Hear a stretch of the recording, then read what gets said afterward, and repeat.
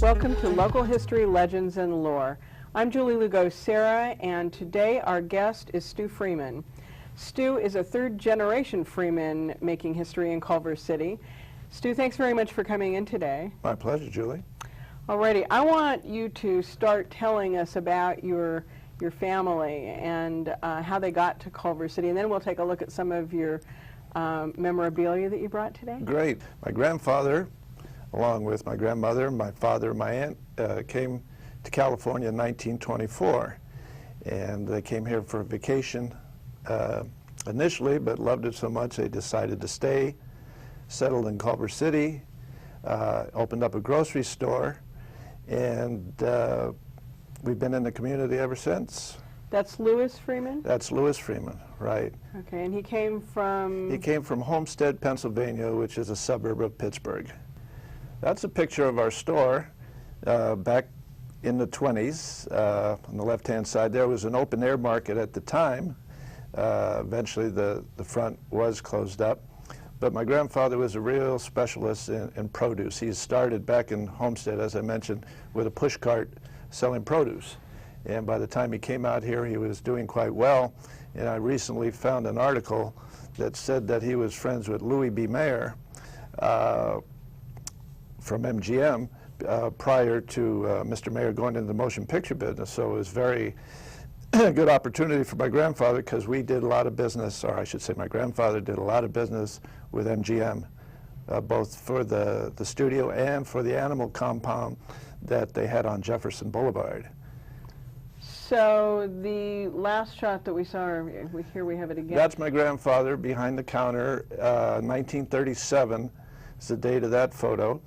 And that was a typical, family mama papa store where they had free delivery. I remember as a kid going on deliveries with my grandfather and my dad, and it was, people had charge accounts. They could come in and get their food and sign for it and get billed monthly. So that was in 1937. 2 years after that, two events happened, as I recall, of significance in your family. One would be your birth, am I right? Exactly. Okay, exactly. And that was also the year that your dad purchased the store? My dad purchased a store for my grandfather. And that was Bert? That was Bert, right. Okay. This precedes that a little bit. I don't know the exact date of this, but this was a liquor store that my grandfather opened up right next door to the grocery store. That's my grandfather on the left. My mother is right behind the counter. I don't know if you could see her with all the flowers there. And then my grandmother is the woman on the right. And so now we had the grocery store and the liquor store. And that was on Washington Boulevard at Watseka, well, just west of Watseka. Right. 9715 was the market, and 9711 Washington Boulevard was the liquor store. Okay. Can we see the next photo? Now, that's what we call the Hull building, and that was, if you see the little sign on the right-hand side, you can tell that that was a hospital.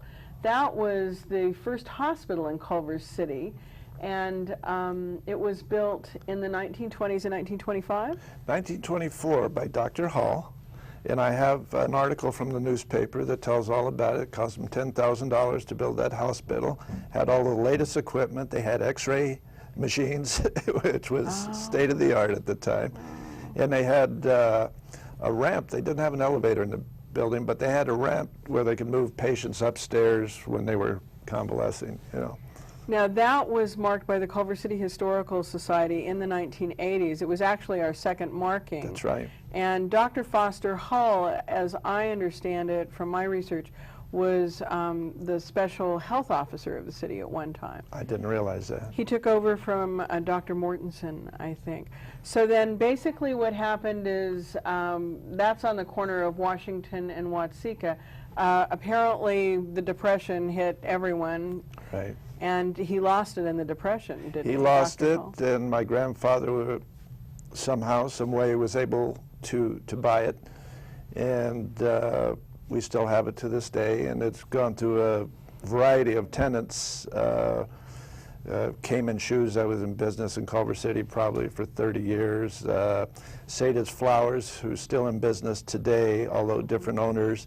And It was Al Simon at that time. Al Simon, exactly, yeah. And Sunset Drug, which was Joe Wellington, who also had Culver Center drugstore, and then he had one on Overland and Braddock as well. So It was Joe and Sam Wellington, his brother, wasn't it? I don't recall his brother. Okay, I think they had a sibling relationship. That could be. That could be. And then there, Culver City Flowers was there. Culver City Flowers was in there as well, and what I really found amusing, finding an old photo, there was a cafe in there called Stewart Cafe. Really? Yeah, and spelled the same way I spelled my name, because there are several ways to spell it, so I thought that was interesting. I thought maybe I got named after a cafe. That could be. Could be. You know who was one of the people who worked at the fountain was Clarita Marquez Young, who was the madrina of the Culver City Historical Society. I didn't know that. I've met her before, but I had no idea. And those of us who grew up there, of course, enjoyed going in and having a soda at the fountain. Now, it seems to me you told me a story about going out one window or out one door and in another. Right. Well, I should preface that by saying that when my father went out of the grocery business in 1950, because all the chain markets were coming in, it was hard to do business as a small market anymore. So what we did is he opened up a furniture store in the whole building, and which was right next to the Sunset Drug. And I was, probably in junior high school at the time, and I used to go to my dad's store every day after school and help out and do whatever I could. And what I would do is I would go out the back door of my father's furniture store and go into the back window of the Sunset Drug, which was the window of the kitchen. And instead of walking around to the front, I'd just go into the back window and order something and have my lunch over there. Oh, boy. It was a small, it was a time that's passed. I mean, it may still be happening somewhere in the country, hopefully. But it was a small town, and everybody knew everybody, and it was like a big family. So one of the tenants was Ed Tinger, who was Culver City Flowers at one time in that building, and they became, that was the Eskridge's now. Eskridge's, right. Right, flower shop. Now you have a restaurant there, and it seems to tend to go towards Italian restaurants. Well, right. It's a restaurant today. The upstairs we rent out for office space.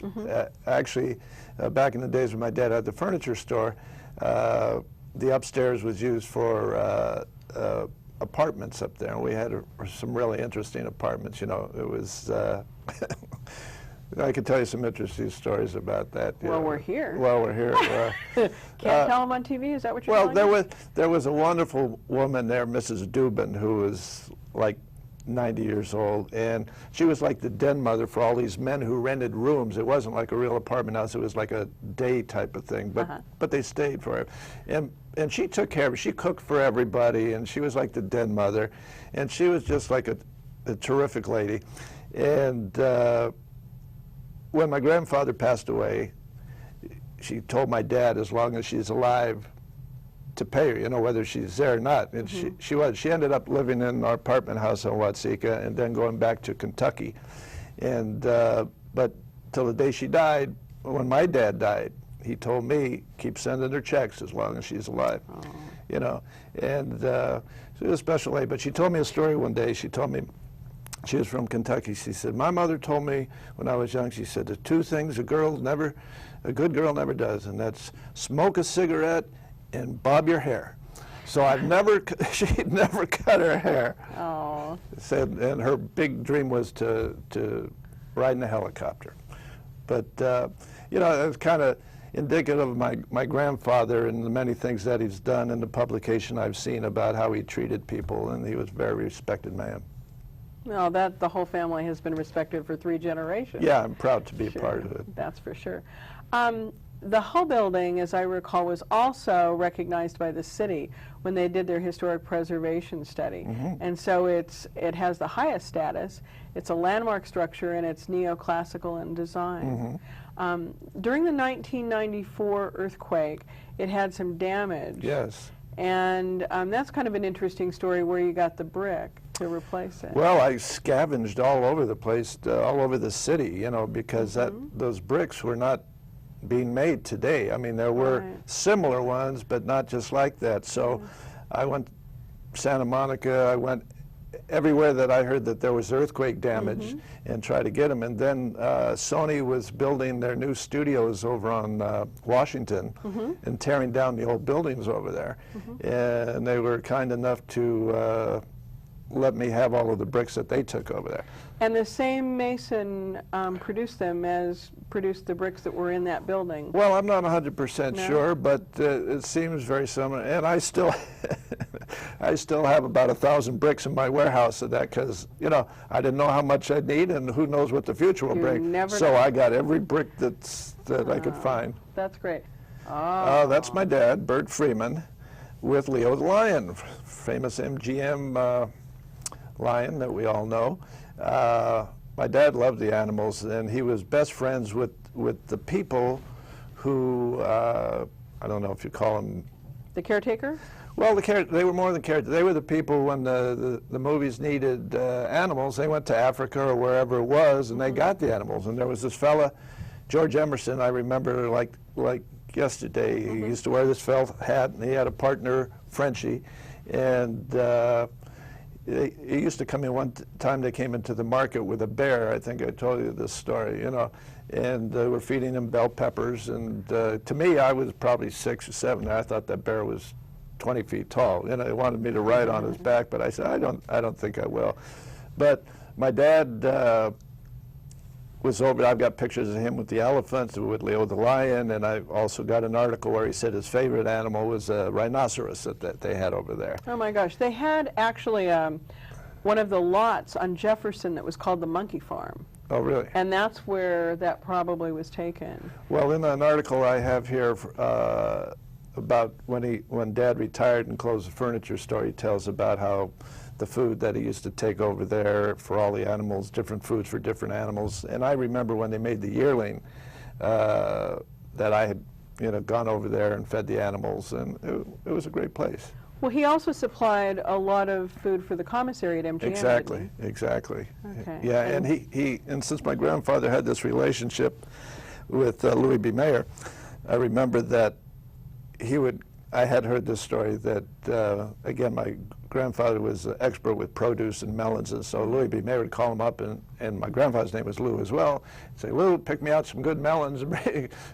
Oh, okay, well, that's what we now call the Freeman Building, and that's the place where our market was on the left, and the liquor store. You can see in the 50s it was still a liquor store, but the gas station is gone, and my grandfather added on 3 more stores, and over the years it's gone through dozens of different retailers in there. We have, in 1994, the same year we had the earthquake, we were doing an exterior facade renovation on this building through the redevelopment agency. We were the first one in the program to do that. And now it's an Art Deco building, and we have just this year repainted it again into some very vibrant and attractive colors.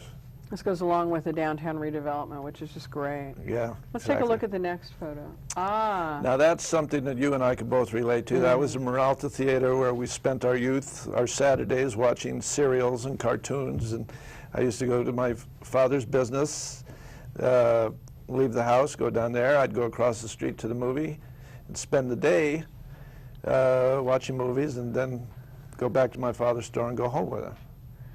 The Meralta Theater was named that because the owners were 2 ladies named Pearl Merrill and Laura Peralta, and so they combined it to Meralta.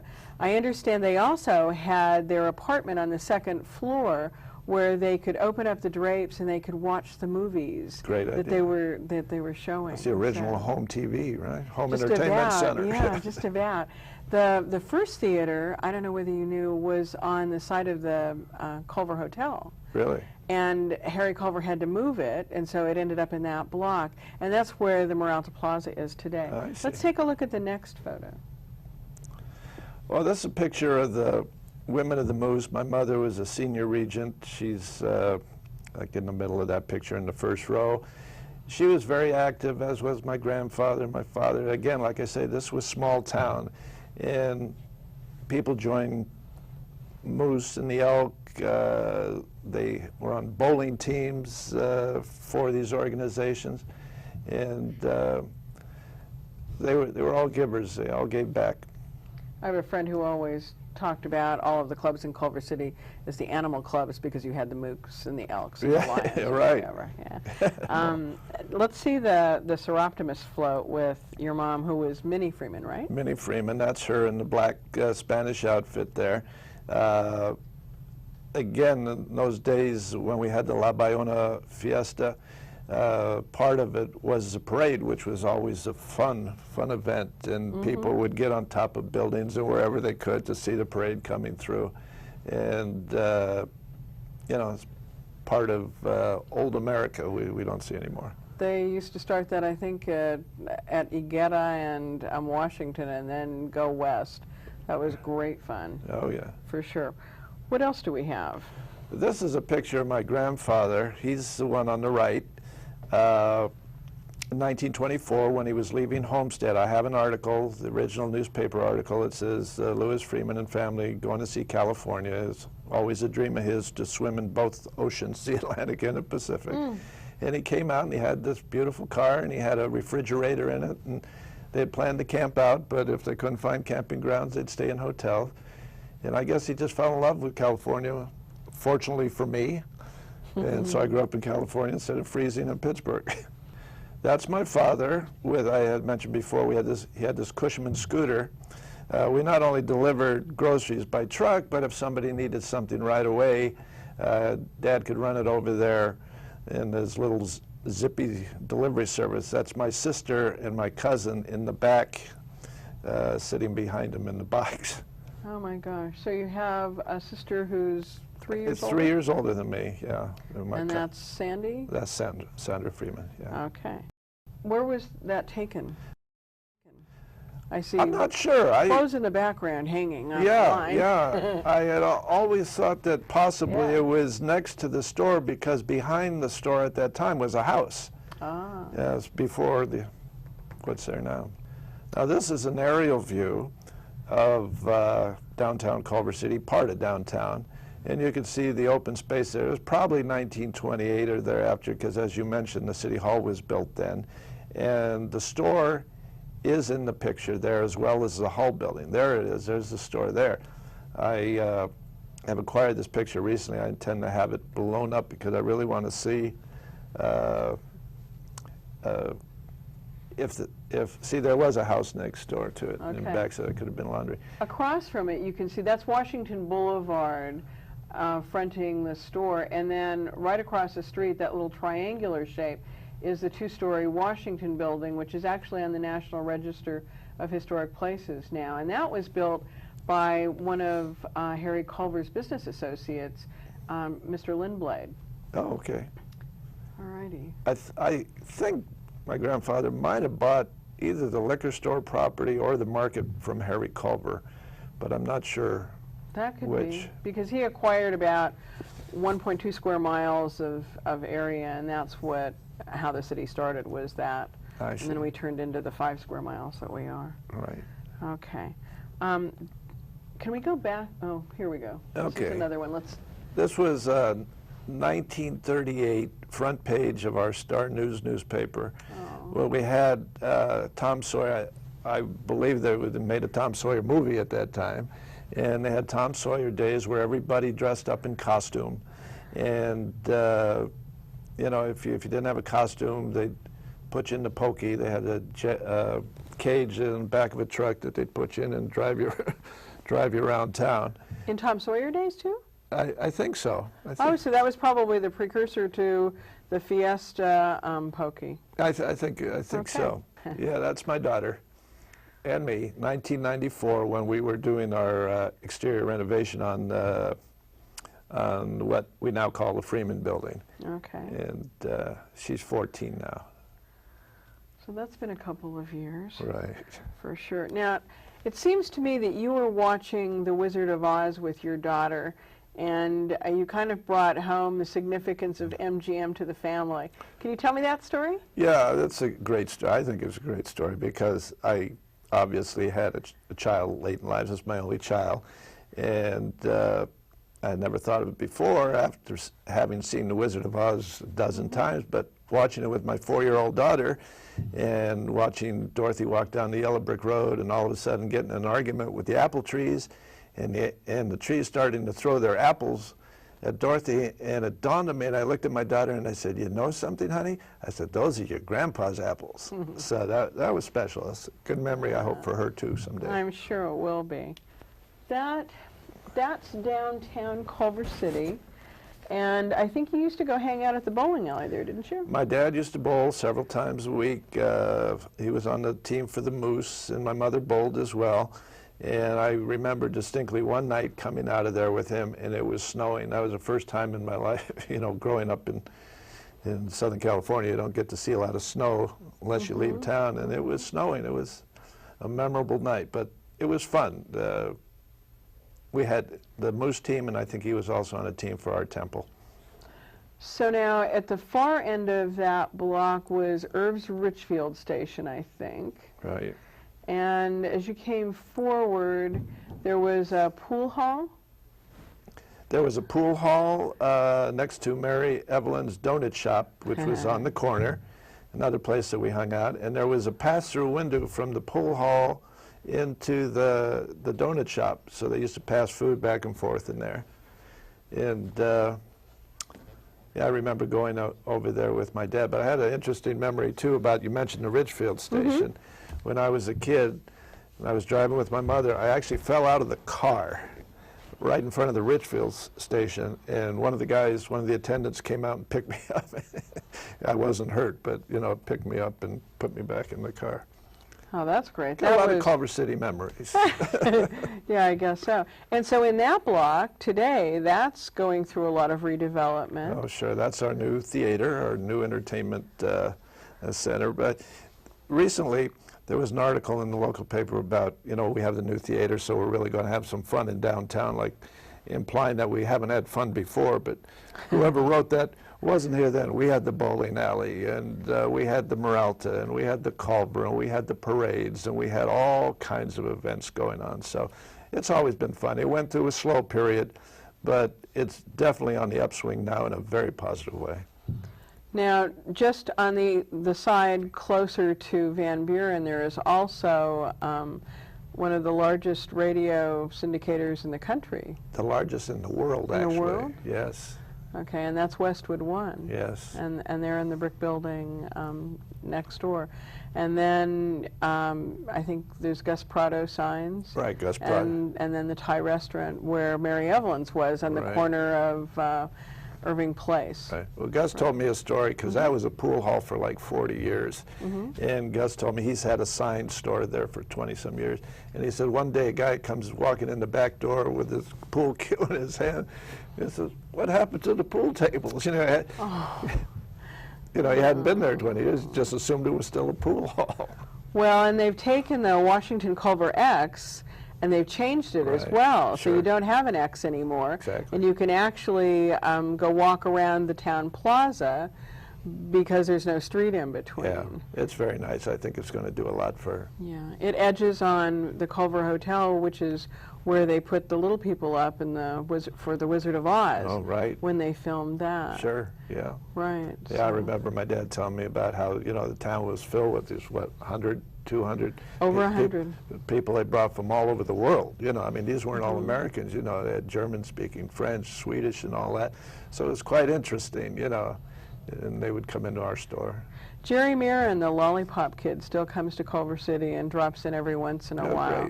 Great. Yeah, he and his wife have been characters that we've enjoyed seeing more than just a little. And he tells all the stories as well. And if you get him on a good day, he'll even sing the Lollipop song. Yes, he will. Yes, he will. Great. And he has a good time with it. To wrap up, Okay. what do you see that is going to happen to Culver City in the near future? Well, I'm hoping with our new theater, we've had this exterior facade renovation in downtown. The whole downtown has been beautified, and the downtown is kind of the heart of a city. And so, as it gets better, the whole town elevates. And I just hope we keep our charm and don't become, you know, a cookie cutter of other areas. Mm-hmm. You brought something that we Oh, can yes. take a look at. This is a pen made out of a bowling pin from the Culver City Recreation bowling alley, and it has a motto on here: "Where good fellows get together," which kind of tell you what life was like during the 30s and 40s. Nobody would say that anymore today. That's for sure. And you also brought an old... Yeah, this is a sales book from my grandfather's market. And I still have in my office signs, Freeman's Fresh Meat. I've got craft plates that we used to have, potato salad and all that. I've got all of that stuff. And you're probably the only person I know who has something on MGM stationery. Yeah, this is great. Dated August 27th, 1946. It said, "To all police officers or to whom it may concern, this letter will introduce Mr. and Mrs. Bert Freeman, who are prominent merchants of the city of Culver City and who are making a transcontinental tour by automobile. Any courtesies extended to them will be appreciated by this office. Thanking you in advance, I am sincerely, W.P. Henry, Chief of Police, MGM Studios." That's great. Thank you so much for sharing with us today, Stu, and we hope you'll come back and see us soon. Anytime. Thank you. Thanks very much.